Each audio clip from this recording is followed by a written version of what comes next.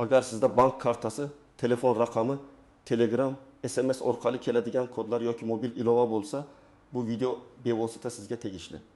Men bugun ko'pchilik kech bilib qolayotgan juda muhim masalani tushuntiraman. Firibgarlar endi pulni faqat karta raqamini so'rab emas, balki odamning o'zini shoshirib qo'rqitib, o'zi xohlamagan harakatni qildirib yechib olishmoqda. Bu ma'lumot har bir oilaga, har bir ota-onaga, talaba va pensionerlarga kerak. Hozirning o'zida kanalga obuna bo'ling, videoga like bosing. Chunki bu video kimningdir pulini, hujjatini yoki tinchligini saqlab qolishi mumkin. Men sizga mutaxassis sifatida juda sodda tilda aytaman. Bugun eng katta xavf karta raqamida emas, balki sizga kelgan kodda, telefoningizdagi ilovalarda, ishonib yuborgan havolangizda va shoshilinch qaror qabul qilishingizda. Firibgarlar odamni o'ylashga vaqt bermaslik uchun zudlik bilan. Hozir tekshirmasangiz karta bloklanadi. Nomingizga kredit rasmiylashtirilmoqda. Jarima chiqdi, posilka keldi. Yutuq yutdingiz kabi gaplardan foydalanadi. Mana shu videoda men aynan nimaga aldanmaslik, qaysi belgilar xavfli, qaysi holatda vahima qilmaslik va pulingizni himoya qilish uchun nima qilish kerakligini bosqichma-bosqich tushuntiraman. Avvallari firibgarlik ancha oddiy ko'rinishda bo'lardi. Odamga qo'ng'iroq qilib, kartangiz raqamini ayting, parolni ayting, SMS kodini ayting deyishardi. Ko'pchilik bunday gaplarga asta-sekin o'rganib qoldi va kodni hech kimga aytmayman degan qoidani bilib oldi. Lekin hozir usullar o'zgardi. Endi firibgarlar o'zlarini bank xodimi, soliq xizmati, pochta xodimi, operator, kuryer, davlat tashkiloti vakili, hatto tanishingiz yoki qarindoshingiz sifatida ko'rsatishi mumkin. Oldin odam faqat karta ma'lumotini aytib yuborsa xavf tug'ilardi. Hozir esa siz hech qanday karta raqamini aytmasangiz ham, to'g'ri avvalaga bossangiz, telefoningizga zararli ilova o'rnatsangiz, shubhali saytda pasport ma'lumotingizni kiritsangiz yoki SMS kodni faqat tasdiqlash uchun deb yuborsangiz, muammo boshlanishi mumkin. Ayniqsa, mobil banking va onlayn kredit xizmatlari kengaygani sari firibgarlar ham shunga moslashdi. Ular odam nomiga mikrokredit olish, kartadan kartaga pul o'tkazish, Telegram akkauntini egallab olish, qarindoshlarga sizning nomingizdan pul so'rab yozish kabi usullarni ishlatmoqda. Men buni oddiy misol bilan tushuntiraman. Avval o'g'ri uyga kirish uchun kalit kerak edi. Hozir esa raqamli dunyoda kalit bu SMS kod. Ilovaga kirish paroli, telefon raqamingizga bog'langan akkaunt, biometrik tasdiq yoki pasport ma'lumotlari bo'lishi mumkin. Agar siz shu kalitni o'zingiz berib qo'ysangiz, keyin men hech kimga karta raqamini aytmagandim deyishingiz foyda bermasligi mumkin. Chunki firibgar karta raqamini emas, hisobga kirish yo'lini olgan bo'ladi. Birinchi bilishingiz kerak bo'lgan narsa, haqiqiy bank, haqiqiy davlat tashkiloti yoki haqiqiy operator sizdan telefon orqali SMS kodini so'ramaydi. Men bu qoidani juda qat'iy aytaman. Kim bo'lishidan qat'iy nazar, agar u sizdan SMS kod, karta pin kodi, ilovaga kirish paroli, Telegram kodini yoki pasportingiz bilan selfie qilishni so'rayotgan bo'lsa, bu juda katta xavf belgisi. Masalan, sizga kimdir qo'ng'iroq qiladi va bank xavfsizlik bo'limidanman, kartangizdan 2 million so'm yechilmoqchi. Darhol to'xtatishimiz kerak deydi. Odatda odam shu joyda qo'rqadi. Firibgar aynan shuni xohlaydi. U keyin telefoningizga kod keldi, menga ayting, men operatsiyani bekor qilaman deydi. Aslida esa u sizning bankingizga kirish yoki pul o'tkazmani tasdiqlash uchun kod so'rayotgan bo'ladi. Siz pulimni saqlayapman deb o'ylaysiz, lekin amalda o'zingiz pul yechilishini tasdiqlab qo'yasiz. Ikkinchi misol. Bir ayolga nomingizga 5 million so'm kredit rasmiylashtirilmoqda. Agar siz olmagan bo'lsangiz, darhol arizani bekor qilamiz deb qo'ng'iroq qilishadi. U kishi vahimaga tushadi. Firibgar bekor qilish uchun ilovani yangilash kerak deb havola yuboradi. Havolaga kirgandan keyin telefoniga noma'lum dastur o'rnatiladi. Shu dastur orqali firibgar ekranini ko'rib turadi yoki SMS'larni o'qiy oladi. Natijada 15 million emas, balki 3 ta turli xizmatdan jami 28 million so'm kredit rasmiylashtirilgan holatlar uchraydi. Men bu yerda bitta aniq raqamni aytib qo'yay. Firibgarlar ko'pincha katta summadan qo'rqitib, aslida kichik operatsiyalarni tez tasdiqlatadi. Odam 500 ming, 900 ming, 20 million 200 ming so'mlik o'tkazmalar ketayotganini kech sezadi. Uchinchi misol. Telegram orqali qarindoshingizning akkauntidan tezda 20 million so'm kerak, ertaga qaytaraman degan xabar keladi. Rasm ham o'sha odamniki, ism ham o'sha odamniki. siz ishonib yuborasiz. Lekin aslida uning Telegram akkaunti oldinroq egallangan bo'ladi. Firibgar kontaktlar ro'yxatidagi 100-200 odamga bir xil xabar yuboradi. Agar 10 kishi 500 ming so'mdan yuborsa, firibgar bir necha daqiqada 5 million so'm oladi. Shuning uchun men doim aytaman.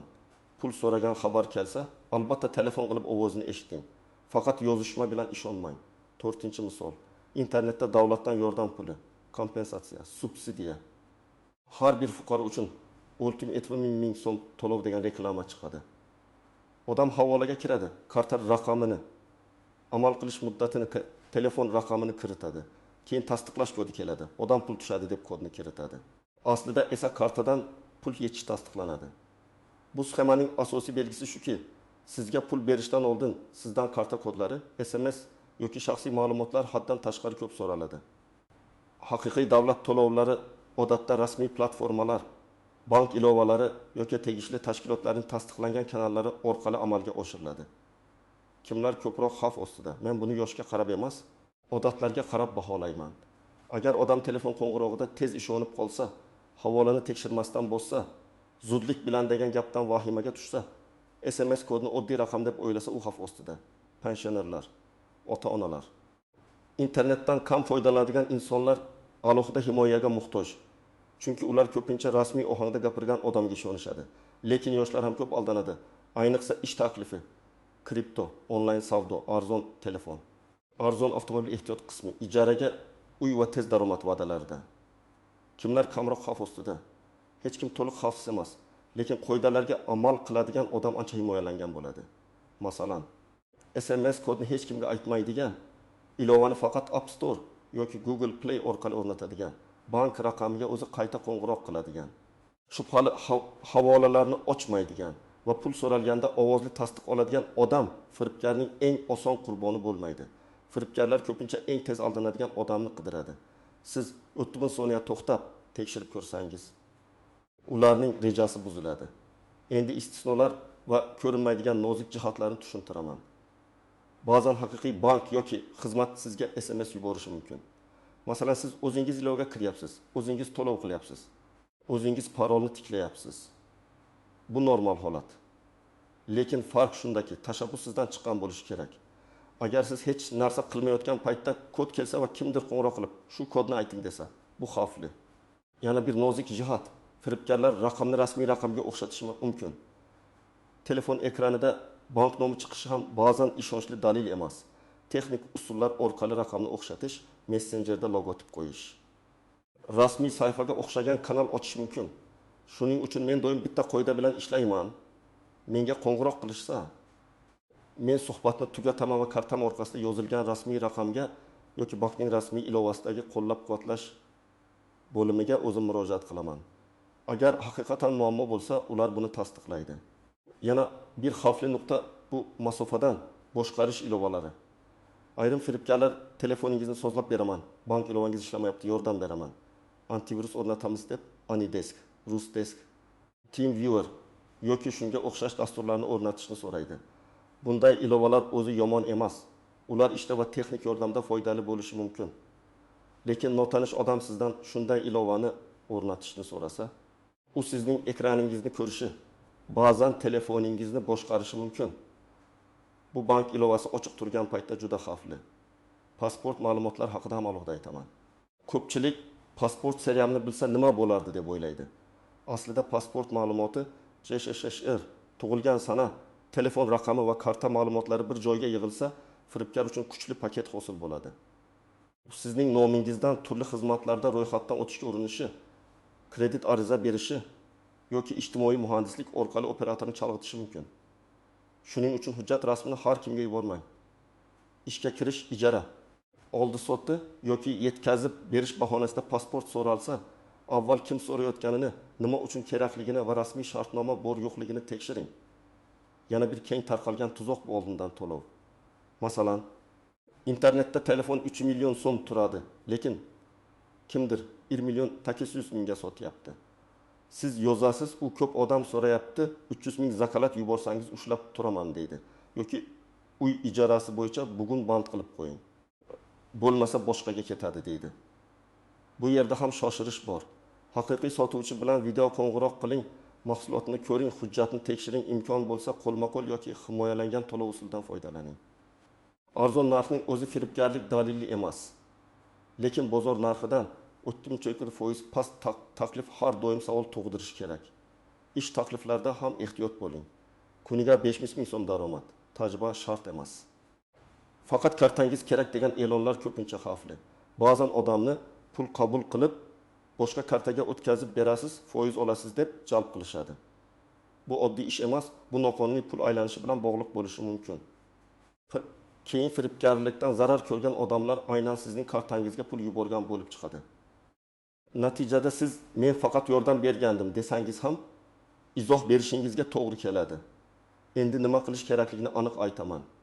Birinchi qadam, telefoningizga kelgan har qanday SMS kodni shaxsiy kalit deb qabul qiling.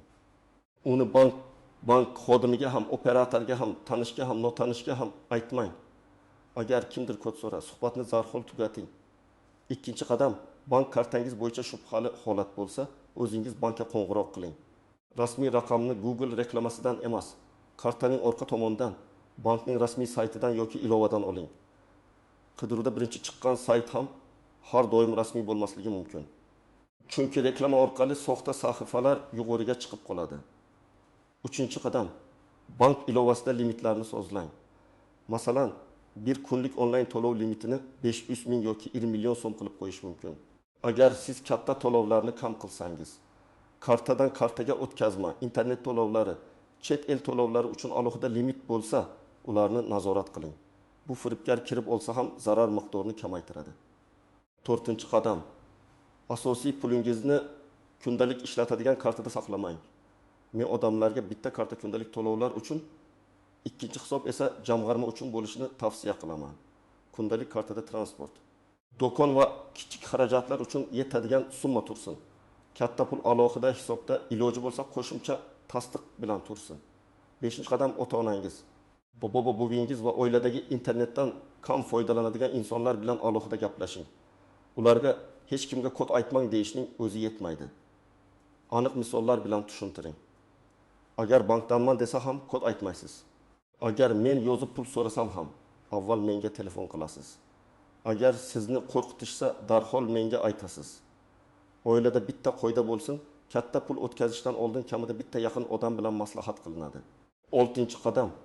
Agar allaqachon aldanib qolgan bo'lsangiz, vaqt yo'qotmang. Darhol bankka qo'ng'iroq qilib kartani bloklang.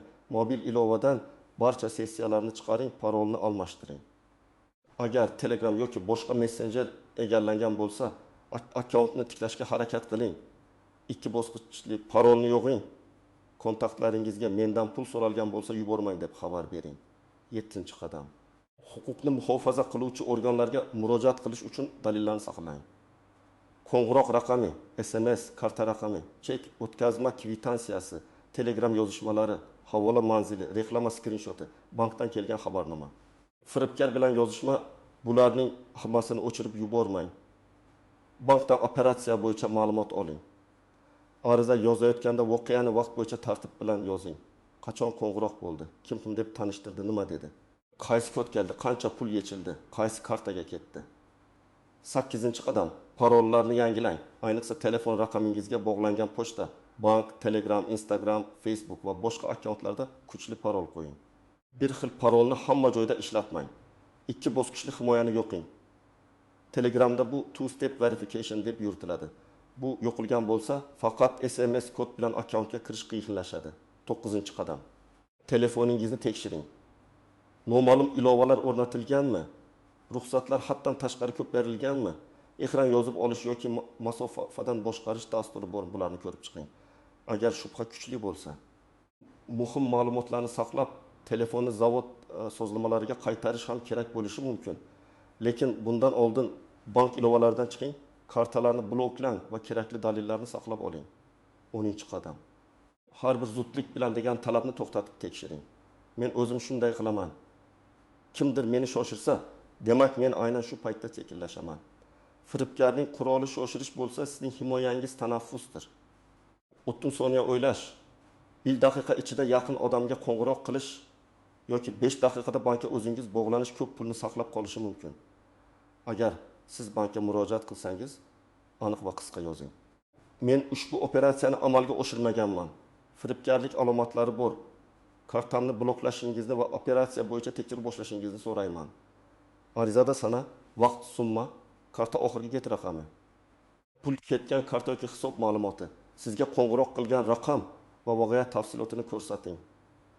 Agar ichki ishlar organlariga ariza bersangiz, voqeani hissiyot bilan emas, faktlar bilan yozing. Masalan, 2025 yil falon kuni soat 20 atrofida menga falon raqamdan qo'ng'iroq bo'ldi. Shaxs o'zini bank xodimi deb tanishtirdi. U kartamdan pul yechilishining oldini olish uchun SMS kodini aytishim kerakligini bildirdi. Shundan so'ng kartamdan 2 million 400 ming so'm yechildi. Keyin ilova sifatida skrinshotlar, chek va yozishmalarni qo'shing. Agar Telegram akkauntingiz orqali boshqalardan pul so'ralgan bo'lsa, buni ham yozing. Chunki bu faqat sizning pulingiz emas, boshqa odamlarning ham zarar ko'rishiga olib kelishi mumkin. Kontaktlaringizni ogohlantirishni kechiktirmang. Mening akkauntim buzilgan bo'lishi mumkin. Mendan pul so'ralgan, xabarlarga ishonmang degan bitta xabar ko'p muammoni oldini oladi. Bugungi asosiy fikr juda oddiy. Firibgarlar texnikadan ko'ra ko'proq insonning qo'rquvi, ishonchi va shoshqaloqligidan foydalanadi. SMS kod, parol, pasport rasmi, shubhali havola va masofadan boshqarish ilovasi, bularning har biri pulingizga yo'l ochishi mumkin.